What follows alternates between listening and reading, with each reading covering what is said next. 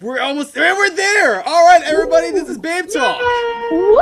Yay! Oh, this is so exciting. I know, right? It's Welcome. exciting. Hello there, everybody. This is Babetalk. Today we have an awesome guest that's been doing a lot of things within the punk community that's not as traditional as what we used to. We have Sheridan Allen of Punk Talks. Hello. Hello. We Hi. have Tony Peppers that's co-hosting alongside me. What's up? And we have our beautiful, wonderful Ashnick, Hello. who's today, it will be her last show. Bittersweet, but we're excited. Bittersweet. We're not making any mention of that for the rest of the show, because if so, I might cry. Everyone just cracked up. Me too. Me too. Like shit's gonna get a little weird. I'm Ollie, and let's go. So, we start off every episode by asking our panelists how their day was, and today we're gonna ask Tony first. Tony, how was your day, kid? My day was pretty cool. I did radio again. They deleted all the good music. We have a new music director, and I don't know if anyone in radio listens to this, so I can't really say a lot. I can't speak my mind, but almost everything I play during my show is gone. Like all my go-to songs, they're all gone. They got rid of Cake. They got rid of Wilco, and they got rid of Run the Jewels. How dare you touch Run the Jewels? You know, I don't know. If you haven't listened to Run the Jewels yet, you're missing out. But I'm with you, other than man, that, with What's your the reason? jewels. what's the reason? Puns. Go ahead, sorry. What did you say, Ollie? I said, oh, well, I was asking, like, how come they took off Run the Jewels? Or the rest of the bands, for that matter. Like, how come they went to, like, a purge of Music Tree? I don't know. Sometimes songs just come and go, but like they just said, "Fuck you, Tony Peppers. I don't care." But I don't know. Just come and go as if it's just like, you know. Yeah, like sometimes they'll update the library. I don't know. It's Okay, I'm like, are they leaving on their own accord, or like? Yeah. No, people are just putting new music on there, and when they do, they sometimes have to like trim stuff off, and they just delete my stuff, and I get really sad. But whatever. Oh, I still do good shows. Well, there you go. See, you still got a show. Ashnick, how was your day, love? Hello. It was good. It's like really warm here, so I took my dogs to the beach and I went grocery shopping and I hung out with my best friend. Right now is in DC for an internship, but I'm really good friends with her mom. Like all of us are like really tight. Like she lives right down the street. I call her like my aunt. Like that's how close we are. Ollie, your lighting just for a minute. It's weird. I no longer have a lamp, so I can't do the lighting effect, and I'm like, this is too much light. And the only source of light that I have right now is a lava lamp that's kind of loading. Ooh, a loading lava lamp. But I am too black. That shit's not lighting for me well. So I'm just gonna use the light of God. So that's gonna be a thing. Praise it. Praise it, Just the kidding, Lord. I don't really care. Do whatever you want. Praise it, don't praise it. Hey kids, take a Bible, smoke it. No, don't do that. Don't do that. You're gonna Yeah, pretty chill day. I helped my friends asked me to be a part of a different podcast. It's gonna debut soon. I'm not gonna say too much, but they asked me. No. Go right ahead. Like I was excited when I was hearing about it. So. Okay, well, it hasn't been, like, officially, like, announced yet, but it's an all-female podcast. It's going to be a part of Modern Vinyl, if you guys are familiar with modernvinyl.com, which is basically what it sounds like. It's a lot of vinyl talk and music and stuff, so I'm just really excited that it's, like, an all-girl thing, because I feel like we are so lacking female podcast hosts, especially in the music scene, so that, and now I'm on Babetalk with you all. Well, yeah, things are happening in life and things are cool. Oh, yes, they are. Oh, yes, they are. So, Sheridan. Hello. Hello, what's up? I'm just hanging out. Am I supposed to tell you how my day was? Absolutely. Tell You me how want your to day know, was. Sheridan. No, we don't. I'm sorry. I'm going to ask everybody but our actual guest. My day was actually very weird.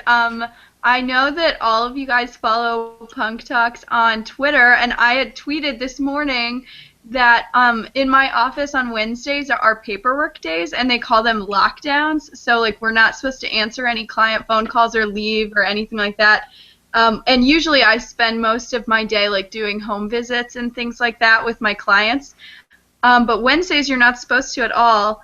And I had said how bored I was, and then I got a really high risk case and like 4 more cases all at once. So I was like running around all day, like in and out of like psychiatric hospitals and like foster care placements. It was pretty exciting, I suppose, in the life of a child protection worker, but it was not too bad. I had some enchiladas and I watched Breaking Bad, so like everything's good. There you go. That's a good way to end Enchiladas it. and Netflix make everything better. Exactly. Especially Breaking I Bad. agree. Specified Breaking Bad. I just Does that started show give me a lot of season 3. feelings? Yes, it did. Oh my god, I give you full permission to call me during season 5. Like the second half of season 5, when you get seriously emotional, like I'm here for you because no one was there for me because no one was watching the same time. Okay, support is important. Great, fantastic, good to know. Now, I'm on like season 3 and like shit just like it was weird. I had first tried to get through the series and like I think the first time it was like it was kind of rough, and then like out of nowhere they're just like, all right, it's gonna go like this, and now here's the story, and now we're just gonna get you hooked. And Exactly, like, oh, fuck. exactly. Season 1 kind of lagged a little bit, but then damn, it picked right back up. Season 1 where he makes fake meth and he just blows up half of a building while he's still in it. Are you kidding me? Season 1 was slow. The first Oh, yeah, that was where there were a few episodes that kind of dragged a little bit, but it's good now. Fair.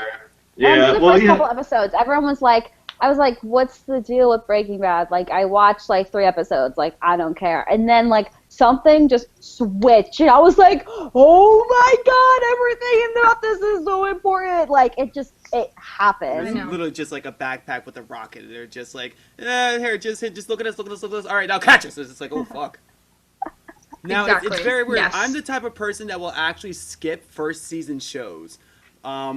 Arrested Development's one of my favorite shows, but I'll avoid the first season like the plague. I'll avoid first season of Really? Archer. I thought you meant like you haven't watched them at all.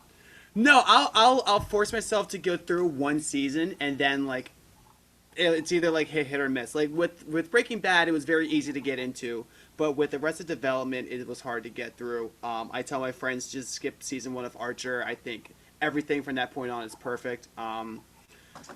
What other shows? The Boondocks kind of has kind of like there's some gems within there, but I don't know. I'm weird when it comes to first season. Is that like anyone else that's supernatural? I just fucking skip the first season. I skipped the first season of Lost. I like watched the last 3 episodes. Parks and Rec's the perfect. Parks and Rec. See, how do you Exactly. skip a first season of Lost though? Like that seems. No. When I rewatch it, okay. I skip it. I watched the last 3 episodes of it. Yeah, no, you have to but, watch you have to watch the I've first seen season. Lost. I'll educate you on Lost, but like rewatches, it's so hard. It's so hard. There's too much Kate backstory. I hate Kate. How do you hate Kate? Kate was like. Kate, because she got some. She's annoying. She's annoying, and she's flip floppy, and she is one step away from Claire. She is one step away from Claire. No, Claire was like that innocent girl. My baby. I mean, for shit fire, she had a child on an island. I mean, I think like once you go like through labor and then like actually have a child, and you're just like, well, fuck. There's no hospital, no civilization, and I have an drug addict for a boyfriend that he seems pretty okay. Noticing a lot of them. What else do I have to pick from? I have sociopath A, B, C, or D, or the drug addict. Or Hurley. Or Hurley. True. Yeah. The man that was not able to lose a single. And fuck Babetalk. We're just gonna talk about Lost for the rest of the episode. I'm down. And that we'll talk Lost. We'll talk Punk Talks, and that's it. We're gonna switch Perfect gears. evening. Perfect evening. Perfect evening. But anyway, first subject that I did want to jump into is actually more directed to the women of our panel tonight. There was recently an article that Alt Press had put out about women going around to shows all by themselves. Like, Ashley, I think you know more about I this have article so than many words about this that, okay.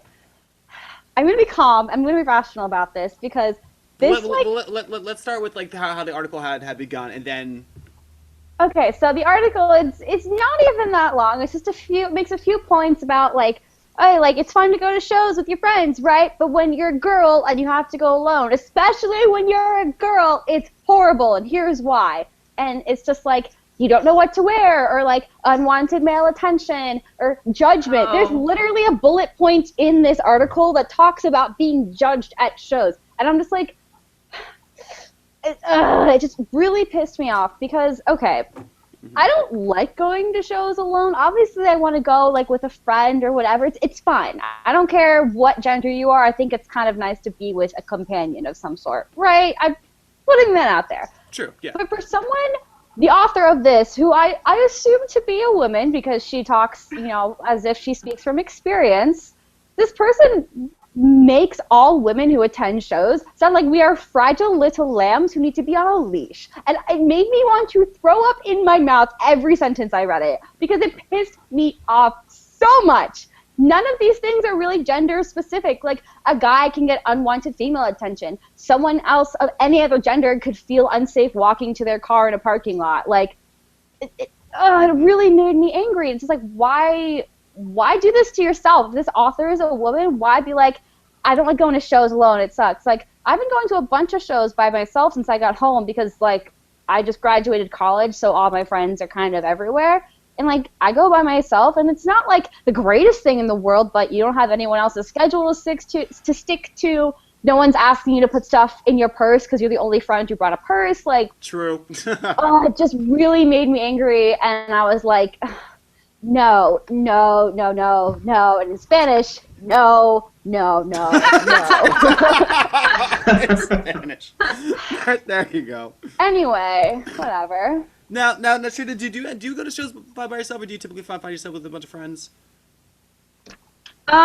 This is actually, like, part of the, like, kind of conception of Punk Talks was because I have always, like, throughout my life been totally isolated from any type of, like, real scene at all. Like, I grew up in a little farm town in northern Indiana, and there was not, it was unheard of. Like, punk bands were not a thing. So I was really into, like, bigger bands. And then now I live in the Kentucky side of the greater Cincinnati area, and the closest scene to me is either Cleveland, or there are a few, like, bands coming out of, like, the Somerset area, which still there's, like, you can count on one hand. And I have spent most of my time here going to shows alone, like, totally alone. I will sometimes drag my roommate and some of my sorority sisters, but I go to shows alone more often than not, and will, like, drive considerable distances to do so. Like, I almost prefer it at this point.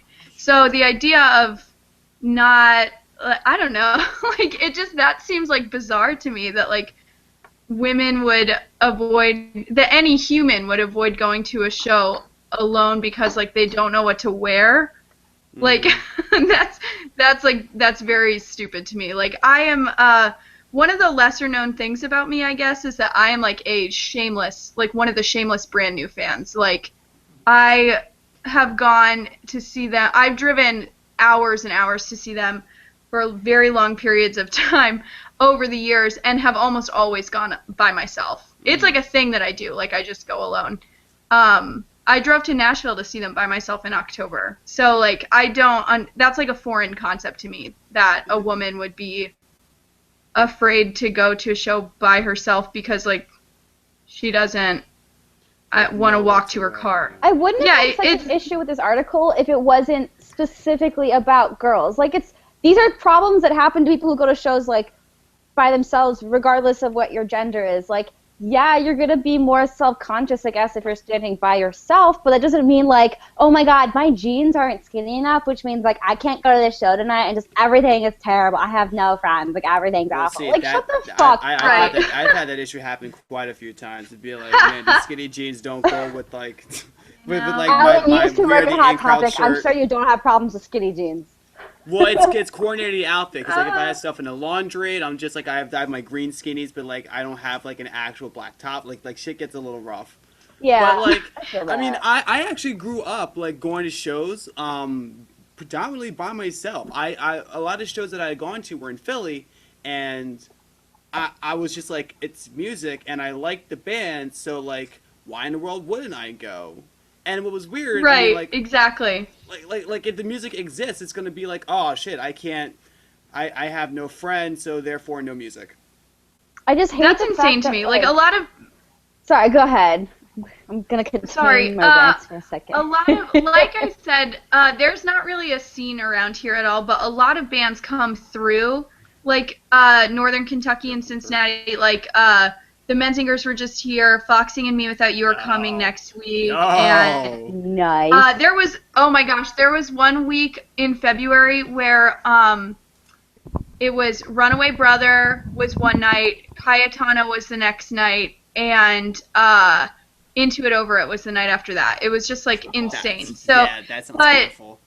none of my, I mean, all of my music friends like exist on the internet basically. None of my friends like in my, real life, I guess, are really into like music at all. So I mean, why would I not go to a show just because I don't want to go alone? Going anywhere by yourself, like to a social gathering of any kind alone is like uncomfortable.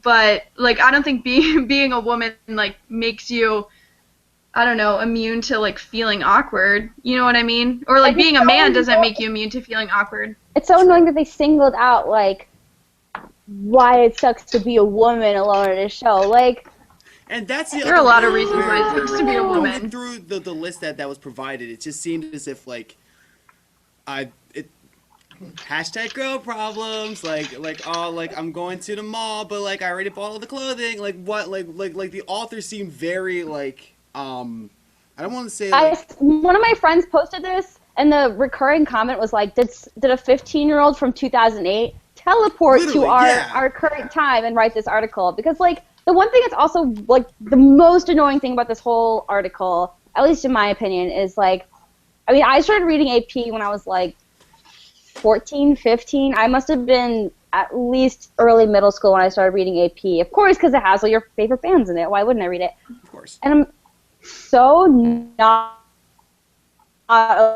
okay with the fact that so many who love AP and want to be involved and, go to Warped Tour, go to shows, support their scene, they're going to read this and think, wow, it does suck to go to shows by myself as a girl. Like, guys can do it. I can't.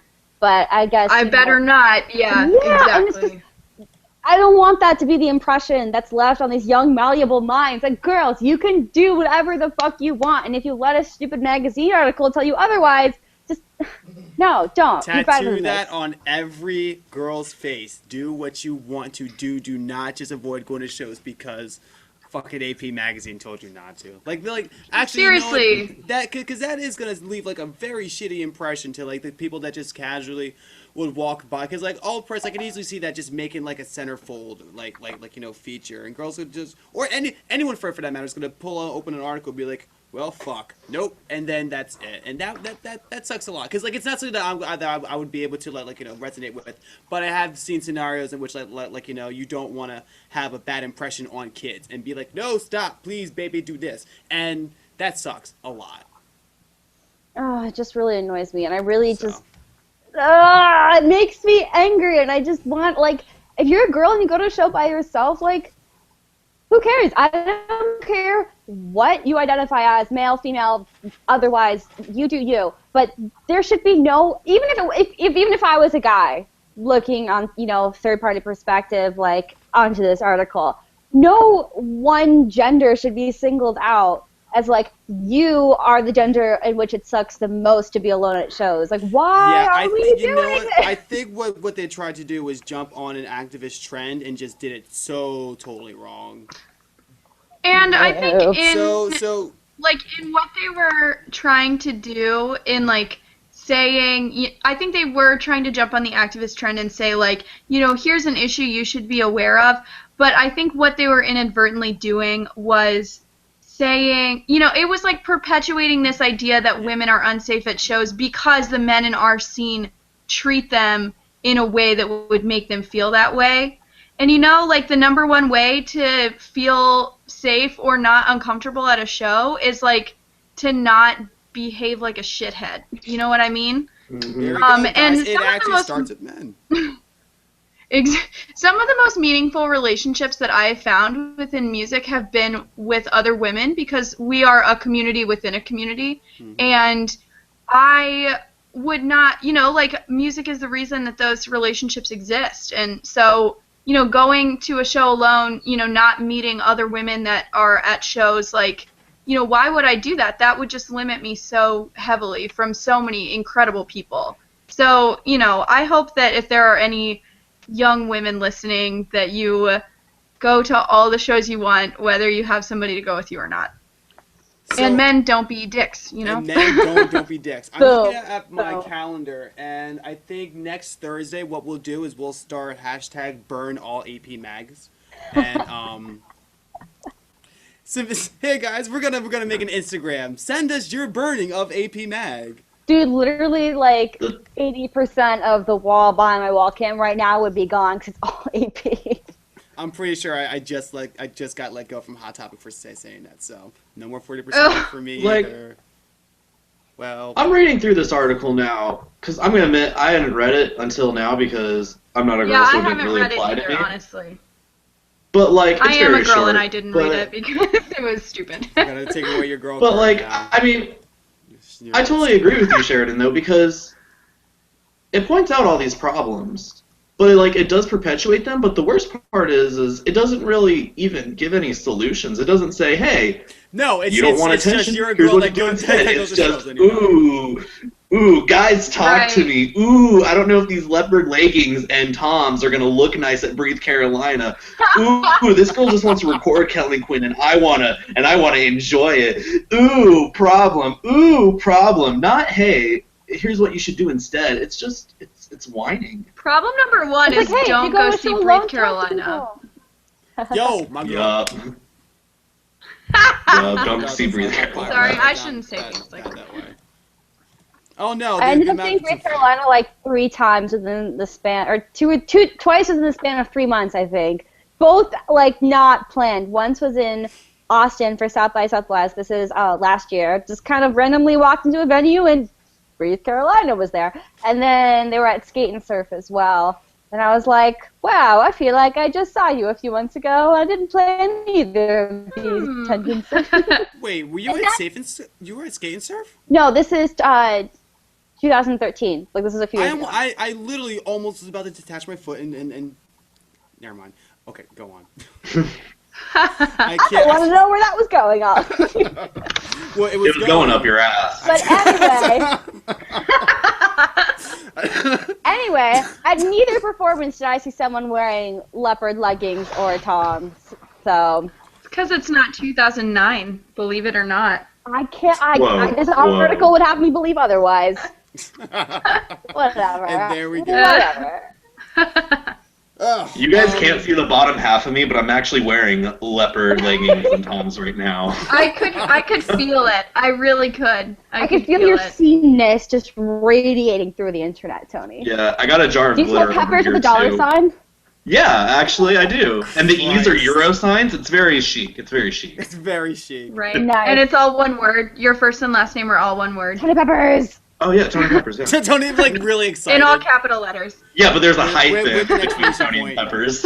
It's a silent exclamation point. Yep. Christ. So, in recent news, front bottoms were signed to Fueled by Ramen. Because apparently it is 2009 again. She was waiting. Oh, I was. I set it up, and I don't regret anything. Yeah, so that was perfect. I'm very excited, though. I'm super excited. Me too.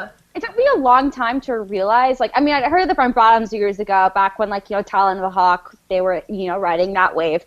Mm. And it took me a long time to realize they weren't signed. Like, I don't know what label I thought they were on. I would assume they'd be something like Top Shelf or maybe Run for Cover. Yeah. But, like, I never realized they were unsigned. And then I know they had that Record Store Day split this year with GDP, was it? Like, oh, because so. The Jersey sign. Yes, and and I was, like, confused. I was like, wait, what? Huh? And then I saw the news yesterday, and I was like, whoa, okay. Oh, awesome. Shit, they did the thing. They did the thing. Proud of you. Snaps to the front bottoms. I'm very excited. I think that they'd do better on like Triple Crown or something like that, but I'm very excited about Fueled by Ramen because you got to look at all the bands that have come from there. Oh. We've had Fall Out Boy, we've had Gym Class Heroes, Paramore. The Academy is, Paramore, Cobra Starship, 21 Pilots, Fun, I feel like I'm in high school again. It's amazing. Yeah, right? Think about how cool they are. Less than Jake. But yeah, like, I just saw them the other night. I'm excited for Fueled by Ramen to be relevant again, honestly. Like, I've been waiting, I've been biding my time. But they're so relevant. They're not you think they're not relevant because you're not paying attention. But like, all the big rock bands are sorry. No, she's right. No, it's because the way that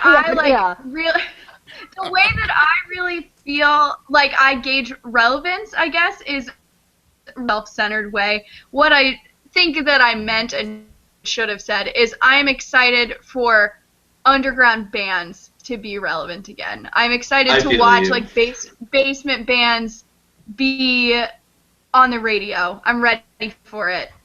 I feel like Fueled by Ramen kind of takes these weird, quirky, like, oh, they could be really great, but if they don't have the right team, they won't do anything type bands. These kind of just, like, weird, funky, zany, like, I guess back in 2009 it was more of like the neon bands, Cobra Starship and stuff like that. But I like that, like, I think the Front Bottoms have enough traction right now that, like, to have a label swoop in at this point is a really smart move because, like, Front Bottoms is going along pretty well, but with Fueled by Ramen, like, it's going to be and I'm excited for that. Now, see, like, what's it gonna be to like see them on like MTV and shit like that? That's like to actually, but like their name means vagina. I'm sorry. It really is. You broke Ashnick. Hold on, wait. The delivery of that was like so just letting you know that fact. See, I totally missed it. It is. It's upon us. As much as we hate it, as much as we like got the shit kicked out of us in middle school for in the heyday of scene, like the emo revival, like this is it. It really is. I want the revival of Fueled by Ramen. Not that Fueled by Ramen needs a revival, but I want like this sudden boost of Fueled by Ramen to be the neon revival. Like, is it happening? Now, see, it's gonna be so weird because, like, we're so old and we're gonna want this so bad and we're gonna revert to, like, the bad, awful decisions that we made back then, and then we'll be okay. And, like, look that's at all the fucks that I give about bad decisions I've made. Like, I'm gonna be a 6'2" nigga, like, rocking like light blue, and I'll break out all my skinnies. I will show each and every one of them all the Converses that I had with all the goddamn laces. I was fucking king, man. I had like super skates, like those bands that are like they're like almost boots, but like you fold them over because they're so tall. Like, I had those. Oh my god, yeah, and like the Osiris. Yeah, Osiris. I 1000% still own the first pair of Converses, the pink ones, that I got in 7th grade, which was 12 years ago, for all of you, that are signed by Brendan Urie. The first time I ever saw it was the best tour I've ever seen. To this day, it was in order. The lineup in order was Panic at the Disco. This was before I Write Sins Not Tragedies had come out, so no one knew who they were. Wow. Panic at the Disco, Boys Night Out, The Starting Line, Motion City Soundtrack, Fall Out Boy. Bless. Eat my ass. What? That is too much. That is way too much. Get out of town. I was 14 and my parents let me skip school and like drive with my my friends. I was a freshman in high school, and I met Brendan Urie, and he signed my Converse. It was the, like, to this day, coolest thing that's ever happened to me. I tell everybody about that tour. I love that I was story. 14. So it was ridiculous. sweet. Like that story is like so beautiful. It's like it's like that time period's perfect MySpace. blog Seriously. post. Even like now, as a 24-year-old, like that would still be my dream tour. Absolutely, I would go Yeah, to to it. this day. And Oh, thank absolutely. God, Oh yeah. thank God the emo revival is back, because now I can wear those bad boys with pride, and everyone will be so impressed with me. And see, what I love was that, like, I Right? wasn't gonna give you like any validation to owning those sneakers if they weren't signed by somebody, because I'm pretty sure back then, like, They were Brendan they- Urie. Like we just had like all the quotes on them. We had like all the Oh, all- I can all get the- them right now if you want. They have show so many proof. something Oh, corporate absolutely. lyrics are written on those shoes. Yeah, I see. Oh. I love it. I love it. I love it. I love everything. I think Oh, the God. only thing that can make that show more emo or more seen is if Johnny Craig was selling MacBooks in the back. God, he probably was. I remember so clearly, like, one of my friends, like or whatever, on Facebook was posting, like this is, like, he was dead serious. It was like, hey guys, Johnny Craig is selling a bunch of his old computer gear. I have his actual phone number if you want to get in touch. And it wasn't because he was trying to help Johnny Craig. It was definitely like, hey guys, I have Johnny Craig's phone number. And then Oh, once yeah. that story broke, I was like, oh shit, son. Like, oh man. That's hilarious. God. I like that it's still like a joke that we can make today, and like it's still funny. Like I appreciate. Thank you, Johnny Craig, for being in the existence. But fuck you, Johnny Craig, for ruining Isles and Glaciers, because, come on. True. That was one hell of a super group. And It they was. were like teasing something recently. They're like, oh yeah, stay tuned for announcements. And it was like a remix of an EP that came out like 4 years ago or something. Like, Oh, because that's what everyone's waiting on. You know. No. Oh, remixes, yes! Yes. Synth beats. I'm gonna put that right next to what was it? The dance remix of Dance Dance. Oh, I'm putting this next to my Breathe Carolina record. I'm This gonna is go like the wear my sixth leopard time we've leggings and talked pants about to Breathe pick it up. Carolina tonight. I don't think we've ever talked about Breathe Thank Carolina God. as much as until tonight. I've never talked about them this much in my life as I have in the last 40 minutes. See, you know what like breaks my heart though is that like I was kind of into them for a little bit, and then I remember my friend was like, "Yeah, let's go see." I think, oh my God, my best friend was like, "We're gonna go to this show." It was Breathe Carolina, someone else, Attila, and like someone else, and it was just a bad time. Oh, Dr. no. Dracula? Doesn't matter who else. I- Dr. Acula? I feel like Oh. it sounds like that would fill the gap between Attila and North Carolina. It was just so painful, and like I haven't listened to Breathe Carolina since like high school. So I Breathe was like, Carolina has maybe a like sick you know they had cover some, of like, Beat some It, tech- though. They had what? They had a really sick cover they don't. on one of the, Oh, which, sorry.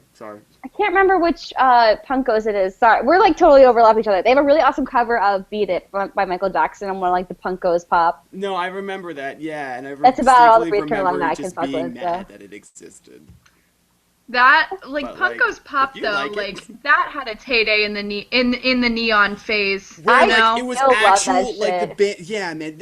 I'm so mad that they just, like, pulled so far away from, like, what the actual, like, punk goes, like, They have essence Punkos, they have bands covering Paramore on there. Yeah, is which that was right? so Like, weird. am- it's to me. insensual. Are you it's like joking? a goat eating a goat. It doesn't make I sense. feel like it's exactly, the like, you're ultimate- turning against your own I kind. feel like it's the ultimate full circle because now Paramore is like a mainstream pop act, which is like weird to me. Like, it's just That I is remember talking weird. about this in the past episode too. I was like, they covered Ain't It Fun? Like, what the fuck is this? And which is like cool. Like, I'm glad Paramore has this success. Like, is this not the goal? Like, seriously, of every band to like spread It their just sounds music like to Ain't It people? Fun with the guy. It just sounds like what? It just sounds like the normal song with the guy, though. Well, Yeah, it because kinda does. it's a There's no difference. pop punk band playing pop punk music. It's pretty much just like if you went to a garage show and someone was playing the cover. But, like, it's more bland than when We Are the In Crowd redid Sick Transit Gloria. Like, Oh my God, that was I so can't bad. even We talk don't about that. we don't Guys. make mention of that cover at all. Oh. Like those three I'm songs that wearing they my had put brand new out. shirt It right was, now. I'm gonna throw up. am I wrong for, like, mildly enjoying it? It comes nowhere close to the original, Yes. but, like, As far as covers No, go, you're it's wrong. not bad. Sheridan's shutting you down, Tony. Just don't she talk about it. said it is bad and you should feel bad. But I love Weird In Crowd. Like, I have a love for Weird In Crowd. And then they were like, we're going to put out this song. And I'm just like, yes. And then I listened to it and I was like, no. What was the band recently? Was it Real Friends? Real Friends covered I have to mixtape, mute and there were myself. I'm kids. sorry. There were kids on Tumblr that were like asking if they wrote it. Oh God. Old Gray I and know. Oh my god, I hate everything. I thought you were calling Tony. I thought you were calling us old and gray for a second. I was like, No. whoa. no, Old Gray and I Kill Giants did Old Gray and I Kill Giants did a cover of Sacco Amaretto Lime, and this is like the greatest cover I've seen of a brand new song. It's better than when Tiger's Jaw did Moshi Moshi. Like, it's pretty great. You should check it out. Tiger's You Jaw. know, that's a bold statement. That's a bold statement. Moshi Moshi is probably my favorite brand new song. And Oh, it is my favorite brand new song. But this is better than the Tiger's Jaw. we're gonna cover. But like, Tony, Old Gray we're is, gonna like, fight really later. intense. They're just gonna go right at it. Big talk I'm after the bigger hours. brand We got a new fight fan. going on. We're gonna get a what's his name? Oh my god, what's the old man? Old black man, big hair. Old Greg. Yep, yeah. Yes. Not even. Old Greg and Chicken George are gonna be promoting the show. Anyway, Anyway, so y'all can have your brand new scuffle later. we'll get I into fights already later. win. Well, speaking of albums that we all love, I kind of wanted to see what albums we all just kind of pick from when we're either really happy or when we're sad and we want to get back to that happy place albums. Which it might take you guys a few because I know we're all going to pull out our Spotify and our iTunes. Yeah. I have I'm a couple ready. of I'm ready. guys. Oh, Tony's ready. Go I'll ahead. drop Tony. Yeah. All right. I got a couple albums. Motion City Soundtracks, Commit This to Memory. Ooh, I was yeah. listening to that today for that reason. We got a love-hate thing going on. We need to slow this down. We Um, meant to be. I don't know how to feel about you yet. Are you my favorite guest? Are you my least favorite guest? I don't know. We all But Into It Over Its Proper is always a good That's a album. great album. Yeah. If I want to feel bad about what I've done, I listen to Bright Eyes, I'm Wide Awake, It's Morning. But anything pre-Folia Do Fall Out Boy gets me through all my problems too. Okay. That's about it. Praise. Now, I know that it was weird when I had gone through like a dark time and like I wanted to be happy. I thought that I was supposed to listen to sad stuff. Didn't really work out that well, but I played Have Mercy's The Earth Pushed Back like probably way too many times than a human should ever, and that was like one of my favorite albums. The Albatross Foxing, that was like a go-to album. But if I'm like trying to like work my way up, Pleasant Living from Tiny Moving Parts has been like my get me out of Streetlight Manifesto. Oh hell yeah. Yeah. I forget what the album's called though. And Temple of Plenty. Somos? Oh, Ooh, God. Somos. Temple of Yes. Plenty is so perfect. And Salad Days by Mac DeMarco, which is like a really kind of like there's some like sad bangers on there, but set to like really happy like dancey indie music. It's pretty cool. It's pretty cool. My Got Philly it. friends, my Philly friends would be about it. So do we have a Peppers? Tony, say it. Whatever happened. No, I forgot one. I forgot like the epitomal album to get you over any problem. But if no one else mentions it, I'm gonna have to say it. I want someone else Just to say mention it. it. I want to see if I lose faith in you guys. I'm not gonna Wow, say it. damn. You know I have terrible taste in music. Oh my It's gosh, I feel so much pressure now. It's okay, no, Sophie. I like it's music. Don't worry about it. Say it, Tony. Suburbia. I've given you all, and now I'm nothing. By the Wonder Years. You know, I would probably say go the outside upsides before- at some point, before but that, I wasn't yeah. sure about it. Yeah, so, the Upsides is a close second, but Suburbia does something to me. It knows. It Suburbia knows. hits you in the feels like hard. right there. True. Something about that True. album is like Suburbia touches my soul. Oh yeah. All right, sorry, Sheridan, please go ahead. Okay. So I'm more of a playlist kind of girl. Yes, me Like too. I really am. But for the sake of this conversation, when I need to like, I don't know, change my blue to yellow, which is a generic phrase that I use to say lifting my spirits. I'm gonna have to go with Everything in Transit by Jack's Mannequin. Oh, okay. Guys, I'm really stuck in the early 2000s, let me tell you. That's okay. Just like never Also, left. Bleed American by Jimmy Eat World is another good one. Sweat. But really, like, I think I utilize albums more for when I'm feeling very, like, overwhelmed. And I feel like, like anxious and, a little insignificant, and I just need to, like, calm myself down. And for those, I have to say Peripheral Vision. I know it's early in the game, but damn, like, that album can get it. Also, the self-titled album by the Fleet Foxes is another one that really just kind of like soothes me. But really, when I'm very stressed out, I always go to Deja. Like that's my go-to for sure. We wouldn't expect anything That's a less safe from like bet. one of the most. Ooh, Tony, that was sly. I also miss this too. I'm just missing everything tonight. God damn. That's okay. Hello, friends. The air little pat on the shoulder. Everybody wake It's up, it's time to okay. get down. Guys, I'm here to Wrong encourage. album. Like I know, what but I it was do. a brand new reference anyway. Just let me have I my love moment. you. I love you. Oh, you too. Anyways. So much love. I love this show. Ashnick. Hi.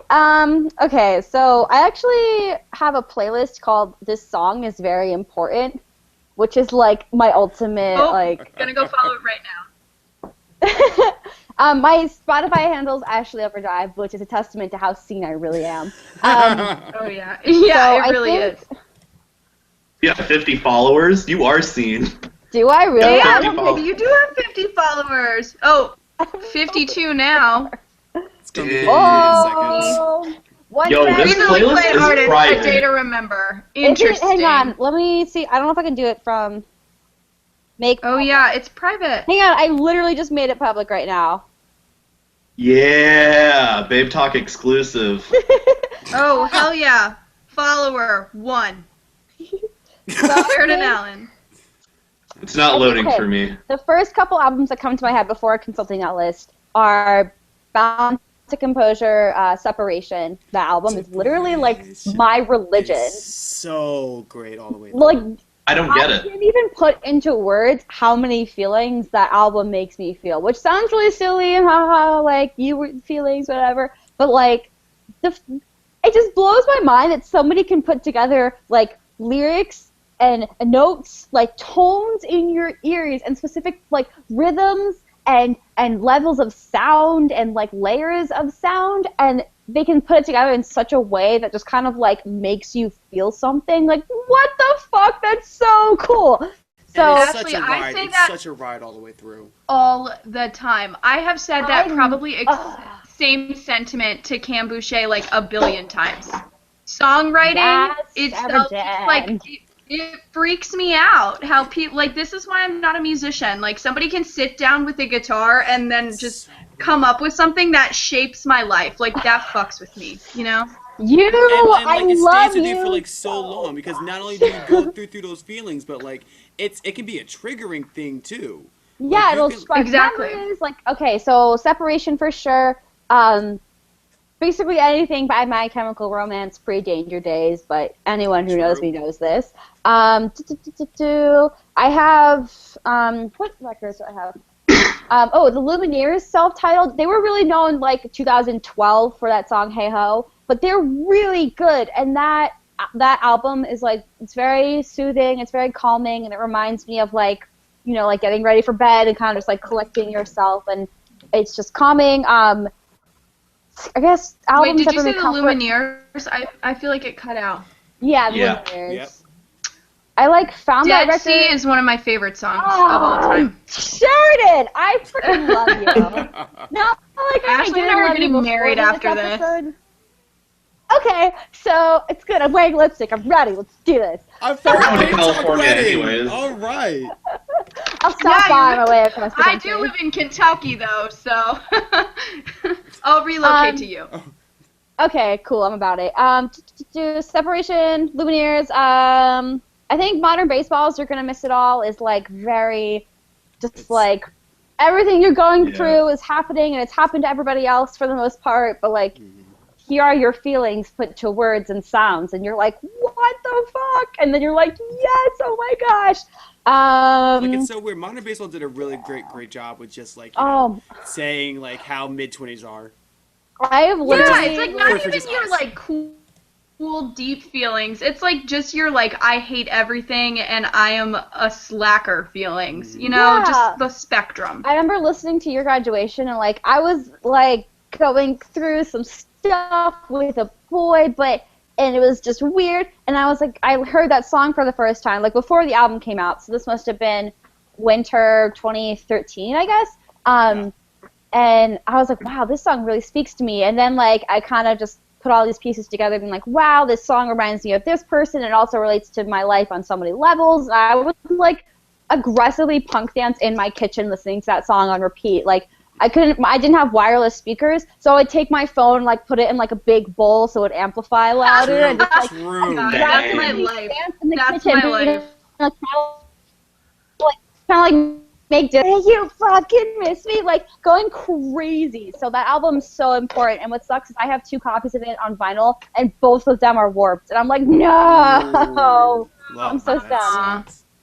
Anyway, that, and also Lord, Pure Heroine. I think that's a very, like, soothing, calming, kind of, like, collect yourself, go through many emotions type record, and a lot of people just kind of wrote her off for royals, but that album, dude, that album slays. It is very good, 10 out of 10, do recommend, can't wait to hear what she does next, and that's enough rambling from me.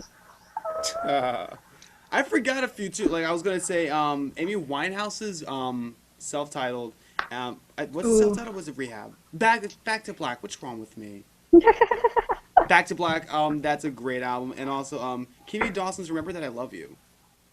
I also know Back to Black because Wonder Years, like Upsides, is one of those albums that like I listen to. I mean, I like listening to in its entirety because like it kind of just like goes through like a story. It's not like it's literally, but it progresses very well, and it's kind of one of those like special occasion albums. Like I'll listen to songs from it, but you go and listen to it like the whole way through. It's like, like I remember listening to it one of the very last nights I was on campus before I graduated.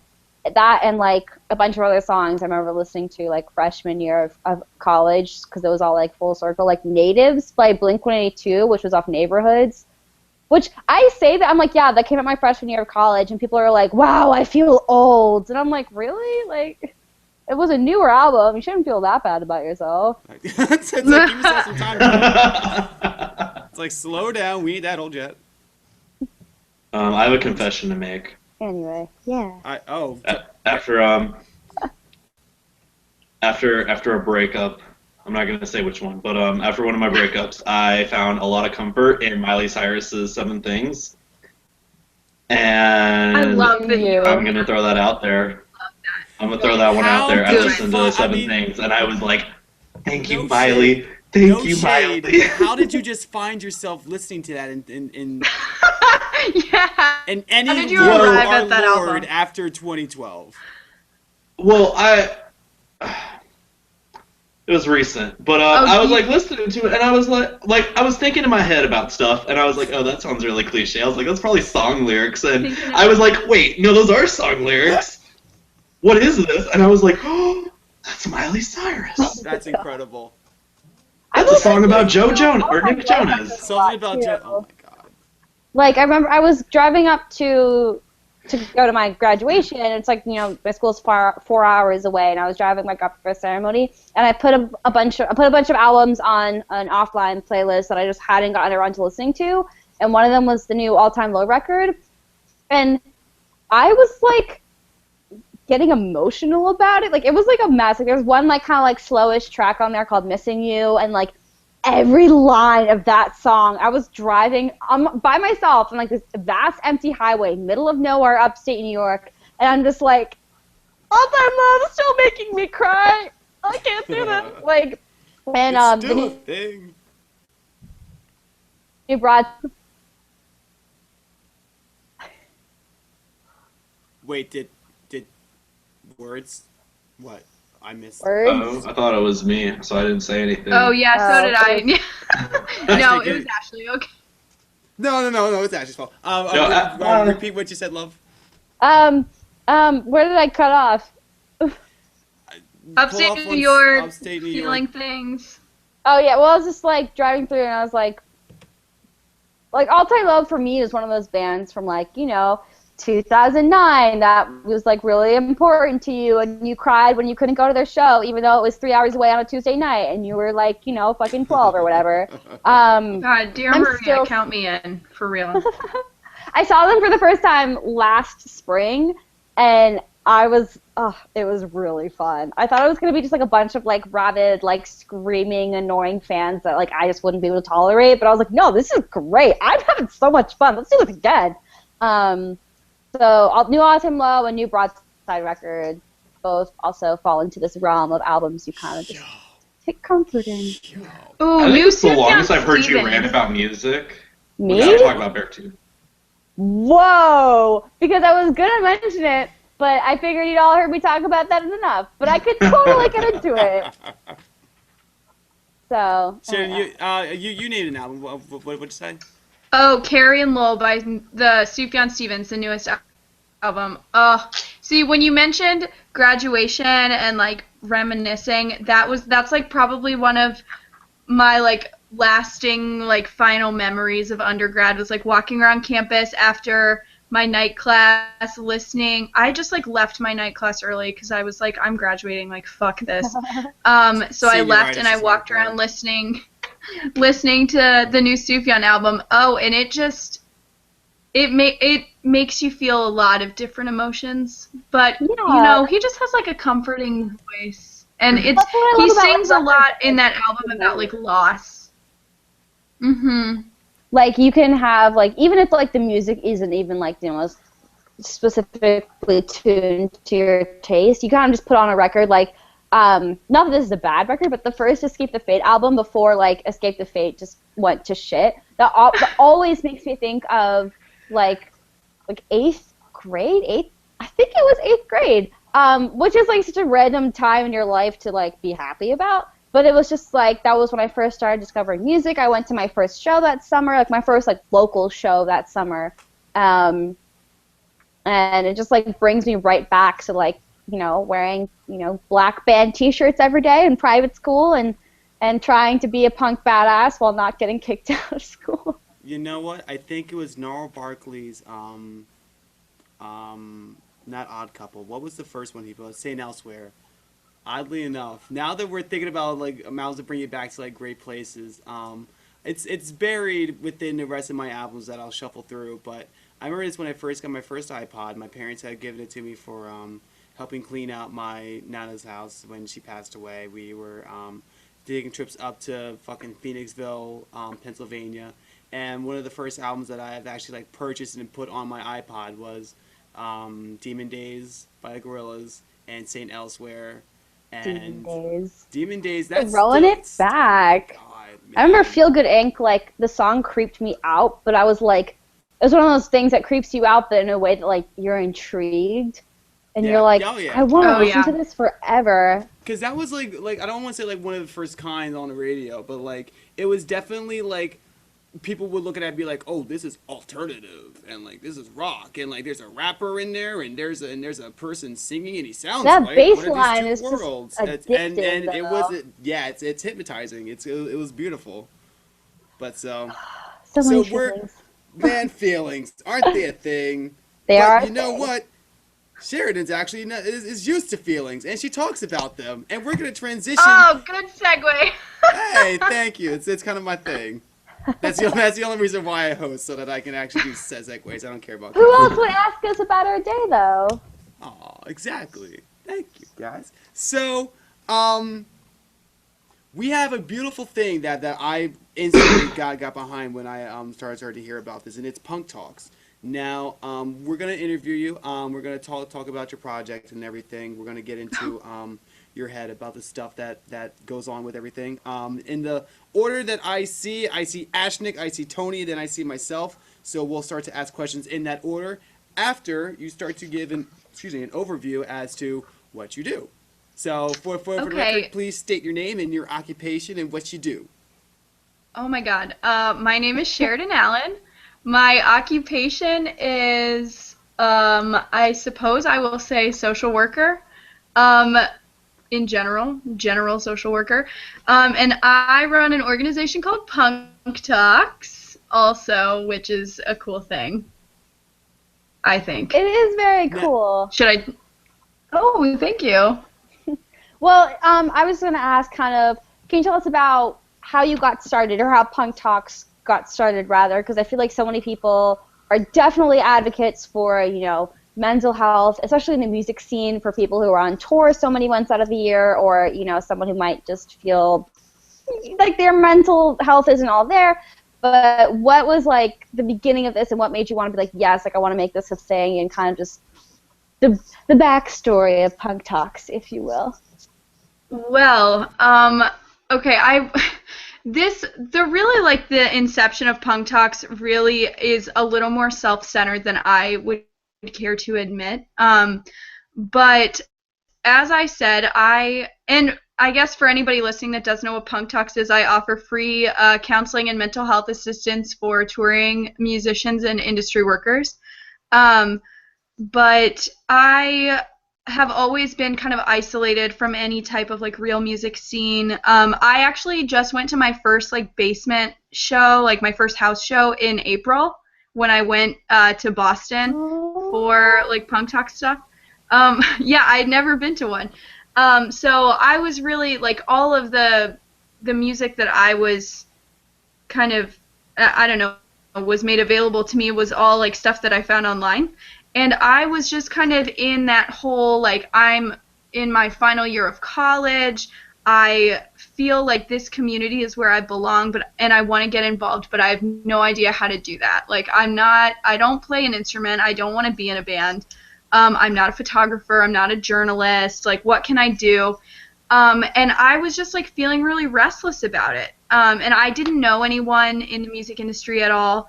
And one day, while I was blow drying my hair, I was thinking about, how it was really just kind of like a quarter life crisis kind of deal. Because I have, one skill set, which is helping people. And it just kind of dawned on me, like, these people are young, they're, they're on tour all the time, but they're not always making enough money to like live comfortably. They're in a van with 5 to 6 other people for weeks on end. They're sleeping on floors every night. Like how could they be in a good place? And then they have to stand on stage and assuming that I'm only talking about musicians here, they have to stand on stage and like sing about these memories or feelings that might not be so pleasant for them every night. And that really resonates with a lot of, fans, but can be very taxing on people. And this, was not necessarily from, like, I was really guessing at, like, how these people were feeling just based on, like, those observations. And so really, like, I just was like, why the hell not? Like, let's give it a shot. And so I just kind of announced it, and, once like one person that worked in music saw it, and then a couple other people saw it, passed it along, and finally after a bit it just really took off and people started to get behind what I was doing. That network is like the most powerful tool. So like it's so nice to be like one person saw it and then a bunch of people saw it. I'm just like, yes! Seriously. Like this time 6 months ago, I had 0 industry connections. I could not name one person that worked in the music industry that I knew personally. Yeah. It's powerful stuff. All right, Tony, go ahead. Oh, isn't it you? Okay. Well, Oh fuck. Okay, now I'm on the spot. All right. Sorry, I thought you were Can we next. come back? I don't know. Can we come back to me? I'm so sorry, you guys. Well, no. I think what you do is just like completely awesome. But I'd also want to know, where does Spark to help others had come from? Like was there like a thing I'm sorry, that can you repeat that? where did your spark come from for wanting to help others within like any facet? Oh. This is also kind of an interesting story. I started out as a music business major. Actually, my first semester I was music business, and kind of realized very quickly that if you want to make it in music, it's all about who you know, which was, quite a revelation to have at the time. And I had like gotten a job at a homeless shelter just kind of by chance during my first semester of college. Like, I'd applied to work at the thrift store, and because of the way that my class schedule worked out, was sent over to the homeless shelter, and I worked in like the intake office, and I worked with it was a community outreach program, so they provided like free clothing and furniture to people in the community that were on government assistance programs. And I really, really loved that, and I loved like interacting with people and just like, really, working to improve the lives of the people that I worked with and to improve the community that I was living in. And after I realized that music business was not the path for me, social work just seemed like a very obvious choice. Like, I've always been pretty compassionate and empathetic, and once I had figured that out, it was kind of like, oh, why didn't I realize this sooner? And from there, I really have just I've tried to work in every aspect of social work that I can. I just love helping people. Like, I can't even describe it. I don't know. That's really fantastic. Like that's like it's a very like selfish thing that like, to want to like give up your time to like, improve the time of others. Selfless. Selfless. Oh. Yes. Thank you. I was hoping that I said it it is. right. If not, it's gonna be like a really weird thing. It's okay, I'm an editor. This is what I do. No. Edit my life, Ashley, please. Editor IRL. So, okay, I'm ready now. Tony finally showed up. He's got his shoes on. He can play the game.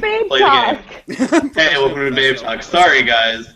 Anyways, so my question is like, you've found success through networking and everything, and people know who you are now. People, like, Punk Talks is a name. But what would you say? Is it?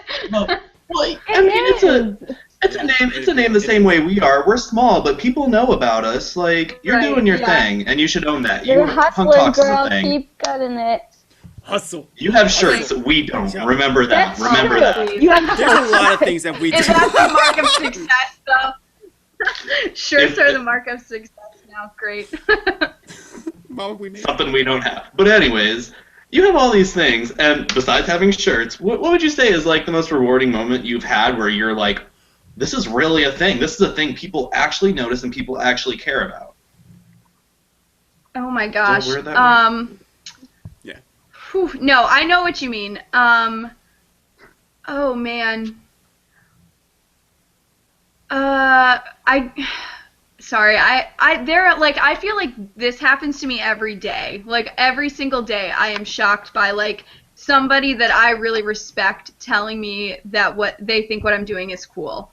The first time, I guess, that this was like a revelation to me was, I guess, when I was approached by Ryan from Prawn and Sorority Noise. He saw, like, we just had followed each other on Instagram, kind of, like, for no real reason. Know how Instagram works. And I had posted, like, this was in, like, the very, very early stages.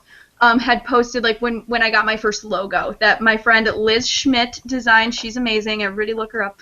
I had posted my first logo, and he got in touch with me and said, like, I think what you're doing is really cool, and I would love to, talk more about how we can help you. And so Ryan passed that on to Cam and the guys in Prawn, and then from there they believed in what I was doing. They told their friends about it, and it was just like insane. It was just an insane thing to like have like Modern Baseball follow me, which I work with them now and like know them on a personal level, but that was like probably the weirdest moment when like these bands that I really respected, that like I've considered some of my favorite bands, to say like, hey, we believe in you. And I don't know, it was crazy.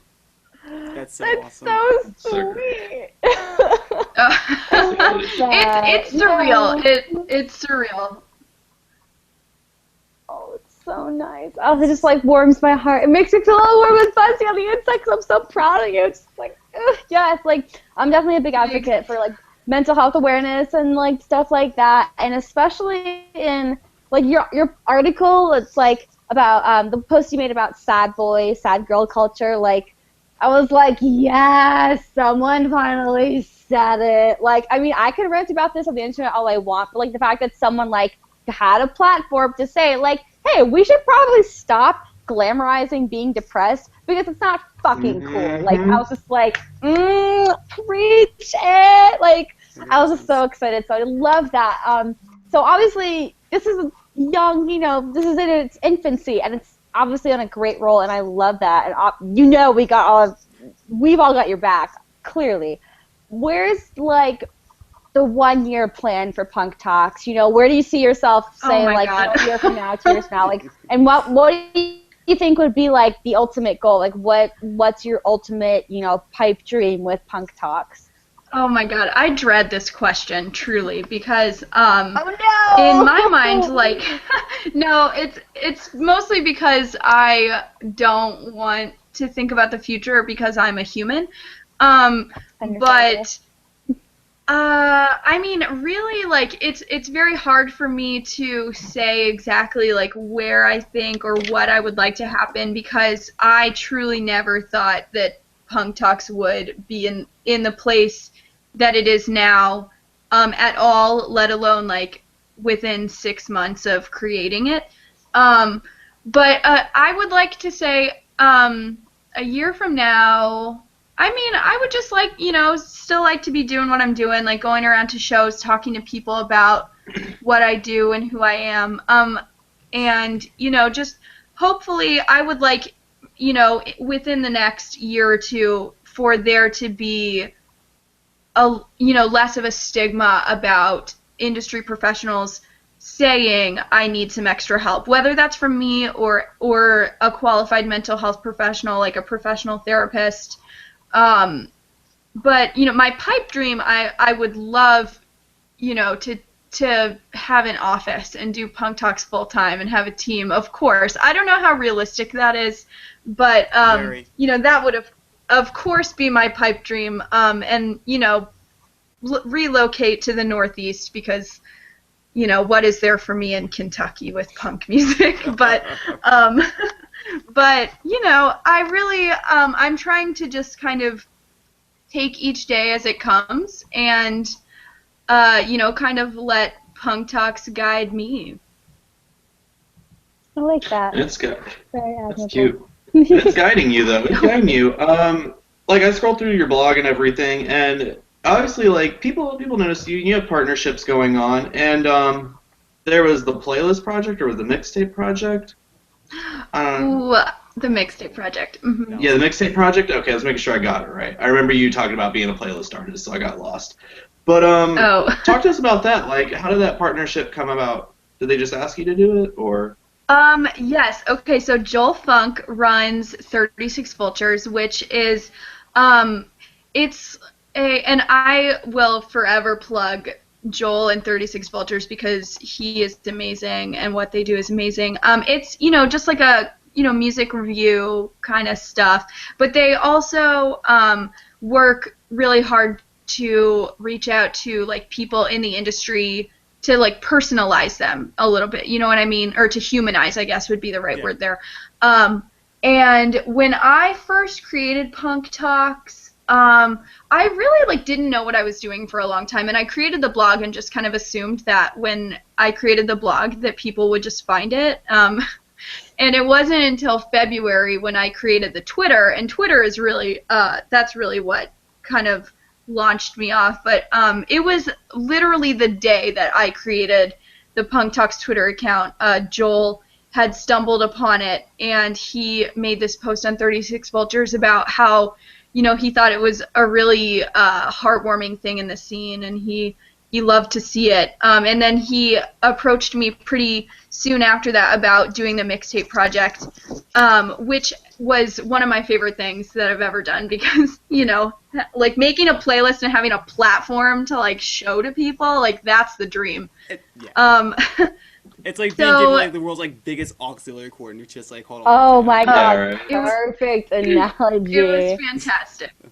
I loved it, and I know that they featured Ryan from State Champs recently, Ryan Graham, and there were some other really cool people that did it too, and so I was like stoked to be a part of it. But everyone should check out 36 Vultures and Joel and everything he's doing. They're awesome. That's really cool. No doubt. Now, I had wanted to delve more into you as person. What had made you want to get into the awareness of mental health? Like was there anything that had happened before that you were just like, this needs to be a thing that needs to be predominantly talked about within a scene, and like, or like wanted anything else like special victims or the physical disabilities or something along the lines of that. Well, and I am a huge advocate that every social worker has a story. I mean, every person has a story, but every social worker, like when you study social work, you have to choose like a track, kind of like you're asked to pick like a concentration, and every social worker has a reason why they choose their track. And I actually have two tracks, which was mental health and child welfare. And so that's what I do now. That's like my day job is I work for Child Protective Services. But with mental health, I mean, you know, really like kind of my baseline initial interest in it just came from, you know, being an angsty emo kid growing up. Like, you know, I had like the normal emo kid feelings, which I want to stress are normal, and they do, like, you do learn to control them. They don't, you know, have to take you over. But so that was where my initial like just kind of interest in it kind of happened. But can you guys hear me still?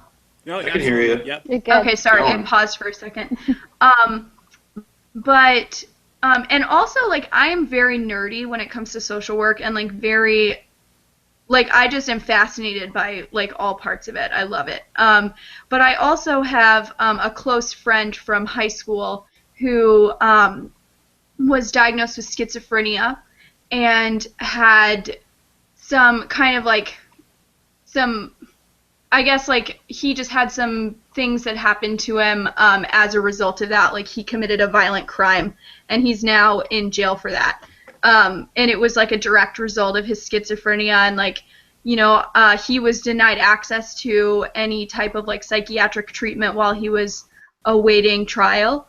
And, you know, so I kind of stepped in that role just to, you know, the baseline coverage that I could provide him with. And it really just encouraged me to learn more about, like, even more than I already did about it. And I had taken some graduate classes and stuff. So I just kind of educated myself throughout my, you know, education in social work. And, you know, it's very interesting to me, like, to learn the way that, like, the reason why people do the things they do, and like to learn the way that they process things. I just think it's fascinating. And, you know, he is a totally wonderful individual, and, you know, he really inspired me to help other people that, you know, feel just totally overwhelmed and out of options. That's great. That's so sweet. That's really great. Thanks. You're like don't get a big head, but like you're kind of a hero. I don't know if you Oh know my that, God. but like you're 100% selfless. You really don't care. You just want to make sure other people are doing well. You're here for nothing more than betterment, and I don't know. It takes it That's takes pretty a nice. person. Yeah. It's like so many people like just Thank you very don't want much. to talk about it, and I like that you're bringing this up. Like people are like, especially the people who joke around like, "Oh my God, I'm so fucking depressed." It's like, okay, like for people who like make light of it, or like how again like the sad girl, sad boy culture, like glamorizing kind of like being really sad and stuff, and like, but it blurs a line sometimes in the music world, especially of like, all right, like I'm writing about my feelings as like it's catharsis, it's me helping myself and like relating to people, or it's the one years had a teacher that said half pop punk, half anxiety, and I'm like, but I don't want to be half anxiety. Like, yeah, I'm probably more than half anxiety. I'm probably 97% anxiety, but it's not Me fun. too. No one Right. wants to be that level. It's just people who kind of like toss it around. To me, it's not like the worst thing in the world, but I just wish people would realize like these are real problems, and people who are like legitimately sad and like don't have the courage to ask for help, like you need to be there for them, and like just again, like it's like a really big like personal issue for me. Like I've struggled with it. I'm sure as many people who are watching this have struggled with it too, and it's just bringing that issue to light is so fucking important to me. And the fact that someone's out there like doing it and doing it right, it's just like yes, yes, Sheridan. Well, thank you. And I would also like to say that there are a lot of sociologists that argue that there is no such thing as a truly selfless act. So keep that in mind. But I, on the one hand, I totally, I obviously agree that sad culture is bullshit and it's dangerous. But I do see the merit in bands like the Wonder Years and Real Friends bringing light to the issue, and it's important because it does let people out there, you kids out there, know like you're not alone. There are other people that feel this way, and like the Wonder Years and I'm Not Sad Anymore, like that was huge. That was huge for kids, and now with Joy Departed, and Cam does a fantastic job at showing the light at the end of the tunnel. And I do agree that it is hugely important to talk about because, we're so okay with like, posting on our Tumblrs about how we want to die and how just like we don't want to get out of bed in the morning. But like we'll never say that to a friend. We'll never tell our friend, like I'm not feeling it. I want to jump off this bridge right now. Like, it's okay to feel that way, but you have to understand that, like, there are people that care about you and that there are people that want you to know that, like, acknowledging your feelings is okay, but, like, dealing with them in a productive way and eliminating this idea that you have to be sad to be, like, edgy or glamorous or creative, like that's even better, Absolutely. Preach. I think this is that it's weird because like we won't there are guests that will come on and like they'll have their own projects or they'll have like bands and they'll be like we want to make relatable music, but there's yet to be a person that I've run into at least that's just like there's like a not a solution but like a soothing cream, and like you seem to be that like soothing hot cold pack. You're that aloe vera. You are the aloe vera that the scene had desperately needed. And oh my gosh. It's absolutely a wonderful thing to get behind. I loved that. It is great talking with you and talking about Pop Punk Talks. Is there anything that's happening around the Punk Talks universe that's being taken to the next level? Like, are you going to be doing more shows to raise awareness? I have some things in the works that I'm scheming with right now. that I will divulge at a later time when they're more solid. But I will just say, Philadelphia, you need to keep your eyes open. Sick. That's me. Ish. I have partnered with Sorority Noise really to to work with them about four of the most talented, wonderful human beings on planet Earth, and we just work together a lot to talk about how depression is not trendy. So I go to a lot of Sorority Noise shows to do that. And I will be at some of the Motion City soundtrack tour shows in end of July, August, around it'll be, I think, Kalamazoo and Peoria and Indianapolis, which is the Indianapolis is my old stomping ground, so all my friends from high school better be there. And I am actually doing a lot of interviews with different media platforms right now. I have pulled up on my laptop an interview that I'm doing for Table 3 Media, and Nice. I probably am not really supposed to talk about it yet, but I was actually just approached by Alternative Press this morning. Sick, girl. So don't So tell we're them not what we gonna burn said any- about that. But I am meeting with someone from Alternative Press tomorrow evening to talk about Punk Talks. So right now I'm really just still trying to get the word out and talk about what I'm doing and how you can be more aware of mental health and how you can be practicing self-care. And, just trying to do as much traveling as I can and come hang out with me at a show. Oh, I'm so sorry. I just forgot that I will be, pretty much any show in Newport, Cincinnati I am at. But also I will be at Columbus with Modern Baseball and Say Anything. Nice. I think next week or in the next 2 weeks. So That's come really hang out cool. with me. That's really cool. You guys are doing Wrecking Ball, right? Okay. Well, I will be at Wrecking Ball, yes. So yes, Punk Talks is doing Wrecking Ball. I'm not sponsoring like I was with Bloodfest because as you all know, these are this is pretty much a self-funded and donation-based project. So Wrecking Ball was a little bit out of my price range to sponsor, but I will be there. Yeah, so come find me, come hang out with me. Now, what's the best way for Sweet. people to get into contact with you if they want to be use of your service? Well, I exist pretty much solely on the internet these days. So the best way to get in contact with me would definitely be through email, and that's just punktalks@gmail.com. But you can also find me on Tumblr, which is punk-talks@tumblr.com. Or tweet me, DM me. I have a Facebook. I have all social media platforms except Instagram because I don't really know how I could effectively utilize that, but maybe someday. But yeah, pretty much find any of my social media platforms and reach out to me, and I will holla at you because I'm one of those people that cannot be off of my cell phone. So Sheridan it's Allen, bad. everyone. Sheridan Allen of Punk Talks. Yeah.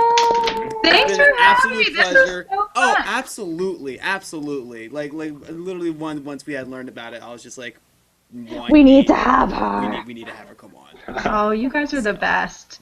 Oh, we tries. Babetalk x Punk Talks. Same. We stand. Oh, yay. I love that. It's 3 X's down the screen, so I guess we're now also straight edge. What's up? Oh, not for long. Oh, It's no. not for long. Not for long. Gonna break edge in 5 minutes. In 5 minutes. So, Nice. typically we end the show with the musical show showcase, and that's easier to be like, all right, guys, let's show everyone good night. But before we do end show, as I was saying earlier, it has been it's now Ashley's last show with us. You know what? I just want to put it out there. I'm so glad that my last episode was with Sheridan, with Punk Talks. Like I said, this cause is so important to me. So it's really perfect, fitting final guest. I'm so proud of you, Sheridan. I'm so happy that I got to work with You guys, Tony and Ollie, this has been like such a fun experience. Oh my god. Like my episode on Babetalk was almost exactly 9 months ago. God. Like that's so fucking weird to me. Like I was in my my apartment at school being like, I guess they're going to interview me about stuff. And then I talked with Ollie on the Google Hangout until 2 in the morning after our broadcast. And then afterwards he's like, will you join our... You were on the phone with Tony. You're like, will you join our staff? And I was like, yeah! And it's been so great. I'm so grateful to have been here. You guys are all fantastic. You made so much progress. I'm so proud of you. You're all my babies. Now, So, I so proud will of always you. say that... California. I am going to California. If Anyone you who's don't watching listen to who doesn't Phantom know- Planet, you're dead to me. California! I know. It's going to happen. Don't worry. It's a touchdown. That'll be just track that place. But I had personally wanted to thank you for everything that you have done. I will always say that Babetalk was a small thing that would never ever have been brought off the ground if we did not bring you onto our staff, and I mean it from the bottom of my heart. We had built the skeleton for the work, but you were literally the cement that had built our home and kept it solid. From just all the insight from what you have had before with running POZ showcase and coming on and just like I attribute you to be the Mary Poppins that just came in, just Word. like fucked everything together and just like, all right, now I must leave children and now I'm just gonna Word. be just You're comparing me and Julie Andrews. That's so sweet of you. and it's the real truth, and like I absolutely love you and I thank you for everything that you have done, and Oh. that's yeah. So Oh, I love you guys. I like Mary Poppins because I was gonna say you're like between a fairy godmother and Nanny McPhee because you just kind of floated down with your magic wand, and then you were like, okay, everything's perfect now, bye. so bye now. So speaking of a year thing, I think I'm going to announce now that Babetalk's actually going to be putting out a compilation around August of bands that have been featured on Babetalk, and a select few others that we believe are going to be good for your eardrums, where it's going to be called Solving the Puzzle. It's going to benefit the Autism Society. We're going to be putting out physical CDs in August, and we're also going to have digital copies available. It's all going to be really cool, really fun. So be on the lookout for that. So again, everyone support Punk Talks with everything that they do. We'll definitely be sharing all the news and latest and greatest stuff that you will be announcing within the next few weeks. Ashnick, we love you. Mwah. Love you more. Tony Peppers, you're a person. And I'm Ollie. So from all of us here at Babetalk, we tell you all good night and enjoy the rest of your evening and life and stuff. Bye-bye. Yay!